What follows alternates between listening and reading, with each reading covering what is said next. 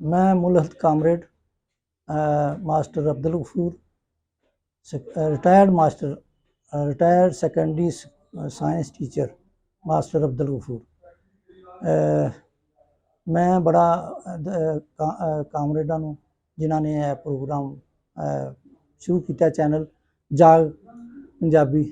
पंजाबी मादरी जबान के हवाले नाल बहुत अच्छा चैनल होएगा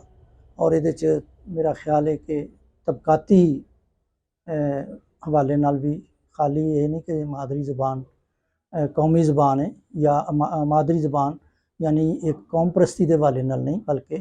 तबकाती हवाले नाल इस दे उत्ते ज़्यादा तो ज़्यादा इस चैनल दे विच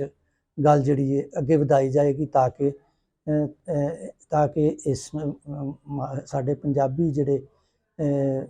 आवाम ने उन्हां दे अंदर तबकाती शऊर की जिहड़ी लहर है वो वधे ते ताकि पंजाब जिहड़ा है पूरी पंजाबी आवाम जिहड़ी है वो पूरी तरह अपने इनकलाबी